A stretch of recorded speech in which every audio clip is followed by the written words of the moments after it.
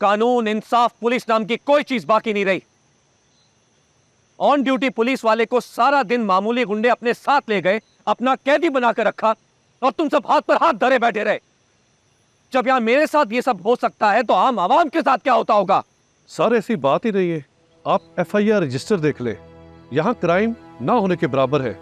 यहाँ कोई शिकायत ही नहीं आती। जी सर, यहाँ से ज़्यादा अमन तो पूरे मुल्क में कहीं नहीं है। और अगर सब कुछ थाने के बाहर ही निपट जाता तो इसमें मुश्किल क्या है? हाँ, आपके साथ गलत हुआ। अगर आपके आने की इतला हमें हेडक्वार्टर से मौसूल हो जाती तो हम पहले ही ये मामला निपटा देते। फाड़ के फेंक दो FIR रजिस्टर और तार के फेंक दो वर्दी। तुम मरने का मुकाम है तुम सबके लिए। आज तक यहां जो कुछ भी होता रहा है अब नहीं होगा।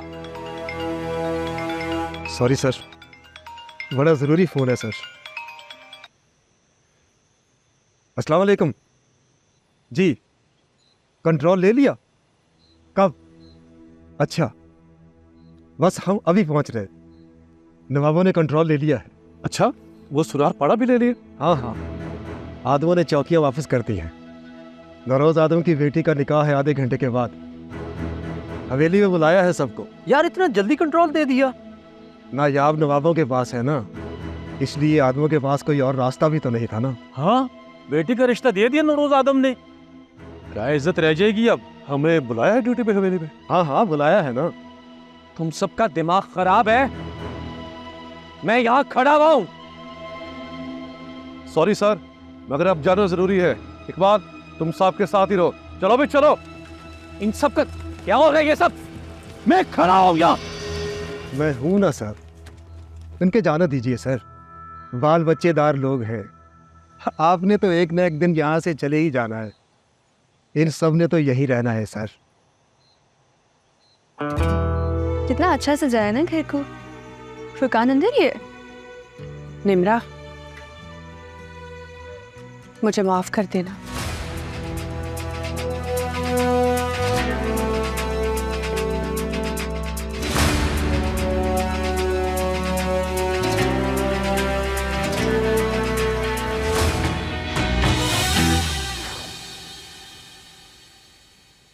किस्मत कितनी जल्दी बदलती है ना। दुनियापुर पर कल तक तुम लोग हुकूमत करते थे और आज मैं करूंगा, और कल हम दोबारा करेंगे। इतनी जिल्लत के बाद तुम दोनों भाई जिंदा कैसे हो? खैर, हराम खोरों का इज्जत और जिल्लत से कोई वास्ता होता भी नहीं है। मैं तुम्हें जान बड़े भाई की सुनो, इसका तजर्बा तुमसे ज्यादा है। अंदर चलो, दो चार जिल्लत के घूंट वहां भी पी लो। आज इसका वक्त है, कल हमारी बारी होगी।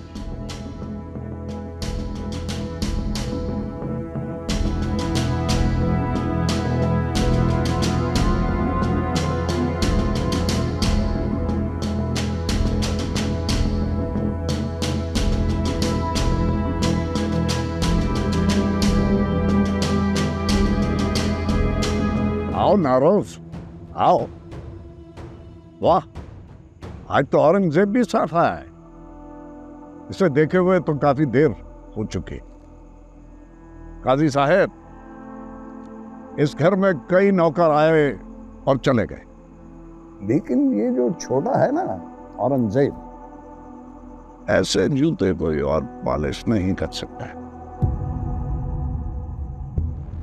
है ना औरंगजेब? ऐसे ही है।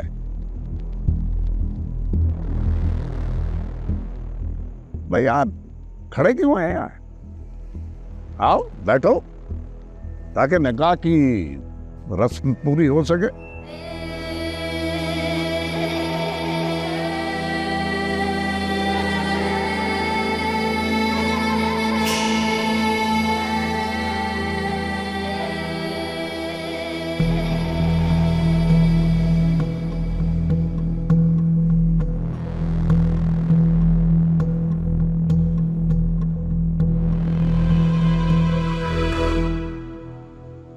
तुमने जो कहा मैंने कर दिया। अब मेरा बेटा मुझे वापस चाहिए। इसके अलावा एक लम्हे के लिए नहीं रुकूंगा यहाँ पे। ऐसी जल्दी भी क्या है? तुम्हारे बेटे को बड़े आराम से रखा। निकाह हो जाए तो आराम से चले जाना। मैंने कहा कि मेरा बेटा मेरे हवाले करो। तुम्हारे बेटे के सर पर मेरे आदमी ने बंदूक तानी हुई है। मेरे एक इशारे पर उसकी जिंदगी खत्म हो सकती है। इधर आओ, बैठो। तुमने कहा कि बाद जाओगे।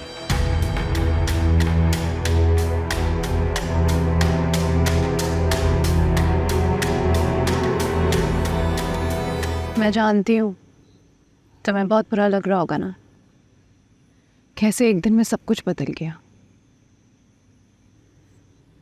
अगर नायाब भाई नवाबों की हवेली पे हमला ना करते तो आज सब कुछ पहले जैसा होता। सबसे ज्यादा अफसोस तो निम्रा पर होता है।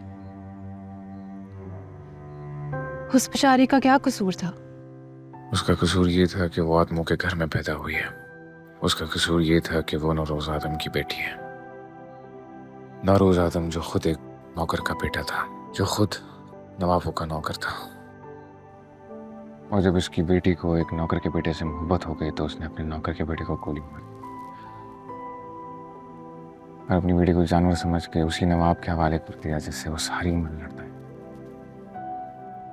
हालात ही कुछ ऐसे थे शामिर साहिब, और क्या करते? कुछ भी करते हैं या नहीं करते, ये नहीं करना चाहिए था। अगर उस वक्त मुझमें जरा भी हिम्मत होती तो ये सब बिल्कुल नहीं होने देता। अब तक तो निकाह भी हो चुका होगा और तुम तो यहाँ से जाना चाहते थे ना। अब नहीं जाऊंगा, ये सब बदलूंगा। अपनी बहन को वापस लाऊंगा इस घर में, चाहे इसके लिए मुझे कुछ भी करना पड़े।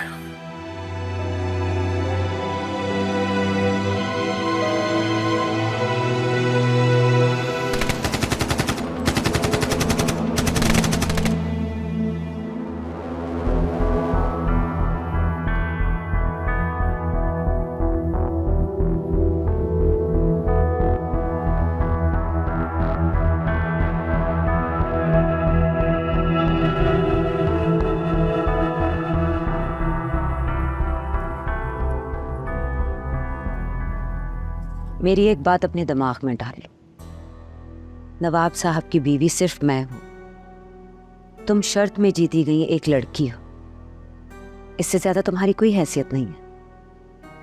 समझ रही हो ना? फुरकान कहाँ है? फुरकान? आप फुरकान की अम्मी हैं? शमशेर चाचा आपको तो कभी घर लाए ही नहीं। तुम्हें पता है तुम्हारा निकाह किससे हुआ है? हाँ, मुझे सब पता है। फुरकान से। हम दोनों एक दूसरे से बहुत मोहब्बत करते हैं ना। आप बताएं ना, आप फुरकान की अम्मी हैं?